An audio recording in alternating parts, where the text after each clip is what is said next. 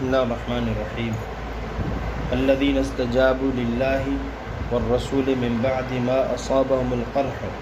للذین احسنوا منهم واتقوا اجر عظیم۔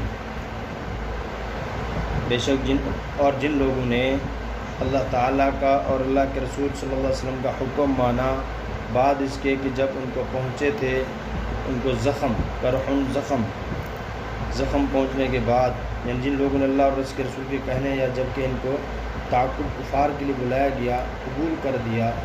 اس کے بعد کہ ان کو ابھی تازہ زخم لڑائی میں لگے ہوئے تھے، ٹھیک ہے، زخمی ہو کر آئے تھے، تو اللہ کے رسول صلی اللہ علیہ وسلم یہ غزوہ احد کے قصہ کا ذکر تھا۔ مذکور آیت میں اسی غزوہ سے متعلق ایک دوسرے غزوہ کا ذکر ہے جو غزوہ حمراء الاسد کہلاتا ہے۔ حمراء الاسد مدینہ طیبہ سے 8 میل کے فاصلے پر ایک مقام کا نام ہے۔ واقعہ اس غزوہ کا یہ ہے کہ جب کفار مکہ احد کے میدان سے واپس ہو گئے تو راستے میں جا کر اس پر افسوس ہوا کہ ہم غالب آ جانے کے باوجود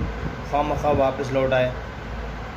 ہمیں چاہیے تھا کہ ایک حملہ کر کے سب مسلمانوں کو ختم کر دیتے، اور اس خیال نے کچھ ایسا اثر کیا کہ پھر واپس مدینہ کی طرف لوٹنے کا ارادہ ہونے لگا، مگر اللہ تعالیٰ نے ان کے دلوں پر رعب ڈال دیا اور سیدھے مکہ مکرمہ کو ہو لیے۔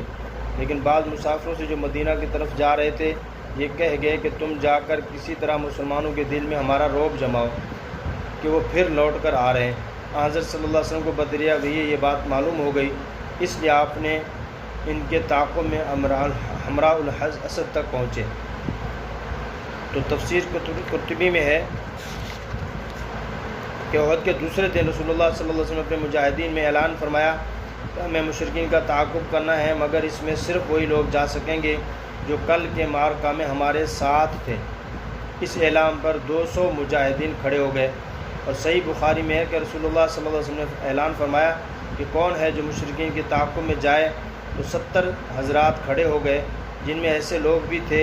جو گزشتہ کل کے معرکہ میں شدید زخمی ہو چکے تھے، دوسروں کے سہارے چلتے تھے۔ یہ حضرات رسول اللہ صلی اللہ علیہ وسلم کے ساتھ ہو مشرکین کے تعاقب میں روانہ ہوئے۔ مقام حمراء الاسد پر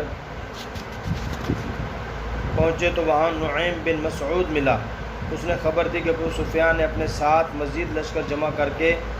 پھر یہ طے کیا ہے کہ پھر مدینہ پر چڑھائی کریں اور اہل مدینہ کے استئصال کریں۔ زخم خوردہ ضعیف صحابہ رضی اللہ عنہ اجمعین اس خبر وحشت اثر کو سن کر یک زبان ہو کر بولے کہ ہم اس کو نہیں جانتے۔ حسبنا اللہ و نعم الوکیل، یعنی اللہ تعالی ہمارے لیے کافی ہے، وہی بہتر مددگار ہے۔ اس طرف تو مسلمانوں کو مرعوب کرنے کے لیے یہ خبر دی گئی اور مسلمان اس سے متاثر نہیں ہوئے، دوسری طرف معبد خزاعی بن خزاعہ کا ایک آدمی مدینہ سے مکہ کی طرف جا رہا تھا۔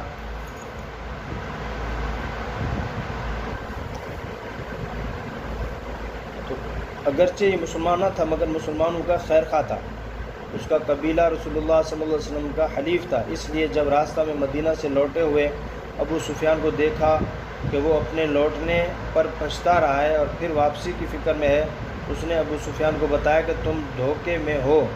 کہ مسلمان کمزور ہو گئے، میں ان کے بڑے لشکر کو حمراء الاسد میں چھوڑ کر آیا ہوں جو پورے ساز و سامان سے تمہارے تعاقب میں نکلا ہے۔ ابو سفیان پر اس کی خبر نے رعب ڈال دیا۔ اس واقعہ کا بیان مذکورہ 3 آیتوں میں فرمایا۔ احد میں زخم خوردہ ہونے اور مشقتیں برداشت کرنے کے باوجود جب ان کو دوسرے جہاد کی طرف اللہ تعالیٰ اور اس کے رسول صلی اللہ علیہ وسلم نے بلایا تو اس کے لیے بھی تیار ہو گئے۔ تو یہ فرمایا اللہ پاک نے الذین استجابوا للہ والرسول، کہ وہ مسلمان کہ جو کیا ہیں انہوں نے اللہ کے حکم کو مانا، اللہ کے رسول کو، بعد اس بات کی کہ ان کو زخم پہنچ چکے تھے۔ للذین احسنوا منہم، جو ان میں نیک ہیں، واتقوا، اور پرہیزگار، ان کو ثواب ہے بڑا، ان کے لیے بہت بڑا اجر ہے۔ الذین قال لهم الناس، وہ جن کو کہا لوگوں نے کہ ان الناس قد جمعوا لکم فاخشوہم فزادہم ایمانا، مکہ والے آدمیوں نے جمع کیا ہے سامان تمہارے مقابلہ، کہ وہ کہنے لگے بہت سارا سامان جمع کر لے تمہارے لیے، سو تم ان سے ڈرو، تو ان کا ایمان اور بڑھ گیا، زیادہ ہوا ان کا ایمان اور بڑھ گیا حسبنا اللہ و نعم الوکیل کا، اور کہنے لگے حسبنا اللہ و نعم الوکیل، فانقلبوا بنعمت من اللہ، تو پھر یہ چلے آئے مسلمان اللہ کے احسان اور اللہ کے فضل سے، لم یمسسہم سوء، ان کو کوئی تکلیف نہیں پہنچی، واتبعوا رضوان اللہ، انہوں نے وہ تابع ہوئے، انہوں نے اتباع کی اللہ کی مرضی کی، واللہ ذو فضل عظیم، اللہ بہت بڑے فضل والا ہے۔ انما ذالکم الشیطان یخوف اولیاءہ فلا تخافوہم وخافون ان کنتم مؤمنین، یہ جو کچھ ہے یہ شیطان ہے، یہ شیطان ہے تمہیں ڈرا رہا ہے اپنے دوستوں سے، یہ تمہیں ڈرا رہا ہے اپنے دوستوں سے، ماننے والوں سے، فلا تخافوہم، تم ان سے نہ ڈرو، تم ان سے نہ ڈرو، تم مجھ سے ڈرو۔ اللہ کیا کہتے ہیں؟ ان سے نہ ڈرو بلکہ مجھ سے ڈرو، اگر تم ایمان والے ہو، یعنی اگر تم ایمان والے ہو، تمہاری صفت ایمان ہے، تو پھر تم مجھ سے ڈرو، اس شیطان سے نہ ڈرو، یا جس سے شیطان ڈراتا ہے ان سے تم نہ ڈرو۔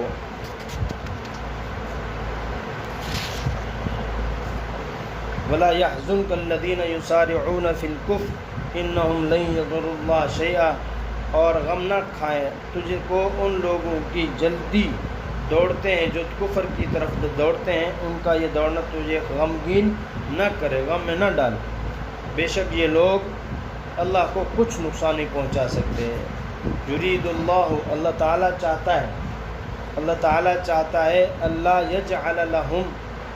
حظا فی الآخرہ، کہ ان کا قیامت کے دن کچھ حصہ نہ ہو، اور ولہم عذاب عظیم، ان کے لیے بہت بڑا عذاب ہے۔ ان الذین اشتروا الکفر بالایمان لن یضروا اللہ شیئا، بے شک وہ لوگ کہ جنہوں نے کفر کو خرید لیا ایمان کے بدلے، یہ اللہ تعالیٰ کا کچھ نقصان نہیں کر رہے، کچھ نہیں بگاڑتے، ان کے لیے دردناک عذاب ہے، وَلَهُمْ عَذَابٌ عَلِيمٌ، ان کے لیے دردناک عذاب ہے۔ وَلَا يَحْسَبَنَّ الَّذِينَ كَفَرُوا أَنَّمَا نُمْلِي لَهُمْ خَيْرٌ لِأَنفُسِهِمْ إِنَّمَا نُمْلِي لَهُمْ لِيَزْدَادُوا إِثْمًا وَلَهُمْ عَذَابٌ مُهِينٌ، اور یہ نہ سمجھیں کافر کہ ہم جو مہلت دیتے ہیں ان کو، ہم جو ان کو مہلت دیتے ہیں یہ ان کے لیے بہتر ہے، یہ نہ سمجھیں کہ جو ہم ان کو مہلت دیتے ہیں ان کے لیے بہتر ہے، یہ مہلت دینا ان کے لیے بہتر نہیں ہے، ہم مہلت تو ان کو اس لیے دیتے ہیں تاکہ گناہ ان کے زیادہ ہو جائیں اور ان کو ذلت والا عذاب ہو، اور ان کو ذلت والا عذاب ہو، اس لیے جب گناہوں میں آدمی آگے چلا جاتا ہے تو پھر اللہ گناہوں کے راستے آسان کر دیتا ہے۔ جی، تو اللہ تعالیٰ فرماتے ہیں ہم ڈھیل دیتے ہیں، تو اس ڈھیل کو یہ لوگ کیا، ڈھیل کو یہ لوگ نہ سمجھے کہ اللہ تعالیٰ ہمارے ساتھ خیر والا معاملہ کر رہے ہیں، بلکہ یہ تو اس لیے تاکہ ان کے گناہ اور زیادہ ہوں۔ اللہ پاک فرماتے ہیں میں ان کو کیا کروں گا، عذاب دوں گا، ذلت والا عذاب۔